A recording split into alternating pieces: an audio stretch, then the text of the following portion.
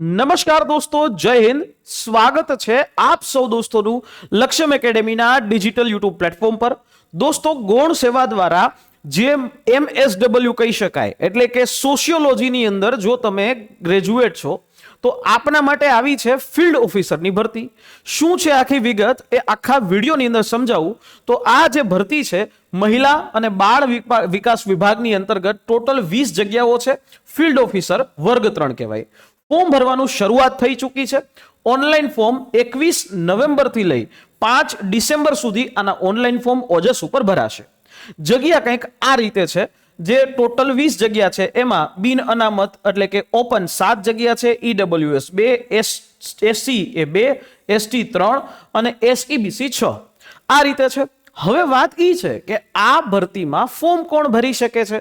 દોસ્તો, આ ભરતીની અંદર જે લોકોએ બેચલર એટલે કે સ્નાતકની ડિગ્રી હોય સોશિયલ વર્કની અંદર, સોશિયોલોજીની અંદર અથવા તો સાયકોલોજીની અંદર, જો તમે સ્નાતકની ડિગ્રી ધરાવો છો આ ત્રણની અંદર તો તમે ચોક્કસથી આના માટે અપ્લાય કરી શકો છો. ખાલી ખાલી સ્નાતક આ કર્યું હોય એટલે એમાંય સ્પેશિયલાઇઝેશન છે સોશિયલ વર્ક, સોશિયોલોજી અને સાયકોલોજી. તમે આ ભરતી માટે એલિજિબલ છે થઈ જશો.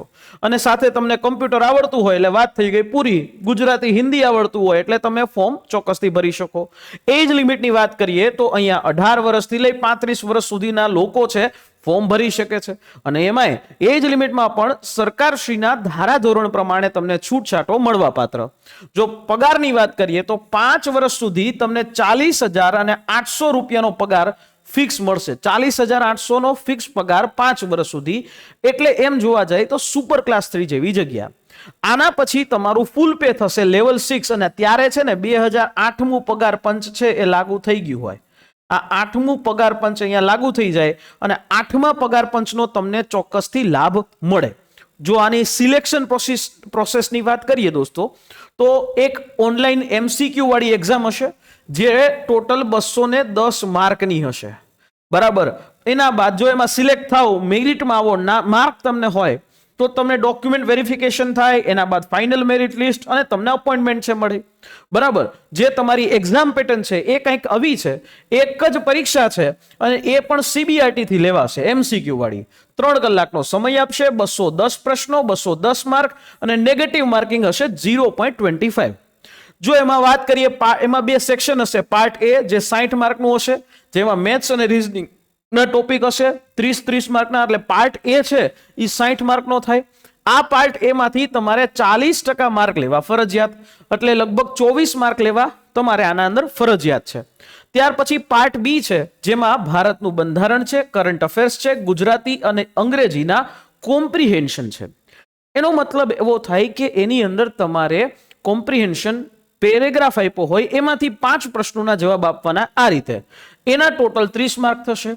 અને સોશિયોલોજી, સોશિયલ વર્ક અને સાયકોલોજી એના માટેનું જે સિલેબસ છે એ 120 માર્કનો છે. એટલે આ થઈ ગયો ટોટલ 150 માર્ક. આ 150 માર્ક છે એમાંથી તમારે 40% પણ માર્ક લેવા ફરજિયાત રહેશે. અને આવી રીતે સિલેક્શન છે એ થશે. ક્વોલિફાઈંગ સ્ટાન્ડર્ડ જે છે એ 40%નું બંને પાર્ટમાં સેપરેટલી હોવું જોઈએ. ત્યારબાદ તમારા માર્ક છે એ કાઉન્ટ થાય અને તમે મેરિટ લિસ્ટમાં આવો. કુલ ભરતીના 2 ગણા ઉમેદવારોનું ડોક્યુમેન્ટ વેરિફિકેશન માટે બોલાવવામાં આવશે. અને જો તમે આની તૈયારી કરવા માંગો છો, વ્યવસ્થિત તૈયારી કરવા માંગો છો, ટેસ્ટ સિરીઝ, PDF મટીરિયલ અને લાઈવ પ્લસ રેકોર્ડેડ લેક્ચર્સના માધ્યમથી, તો ચોક્કસથી અમારી આ હેલ્પલાઇન નંબર છે એમાં તમે કોલ કરી શકો છો. ફરી પાછો તમને આવી જ રીતે કોઈ નવા વિડીયોની અંદર મળીશ. પણ હા, જો તમારે કોઈ ક્વેશ્ચન છે તો અમારી આ હેલ્પલાઇન નંબર છે એના પર કોલ કરી શકો છો. અને ભૂલ્યા વગર અમારી આ યુટ્યુબ ચેનલને સબસ્ક્રાઇબ કરવાનું ભૂલતા નહીં. ટેલિગ્રામ ચેનલમાં જોઈન થઈ જજો જ્યાં તમને રેગ્યુલર ફ્રી મટીરિયલ્સ, ટેસ્ટ સિરીઝોના બધું જ વસ્તુઓ તમને મળતી રહી છે. ફરી પાછા મળીએ નેક્સ્ટ સેશનમાં. ત્યાં સુધી મને રજા આપશો. જય હિન્દ, જય ભારત.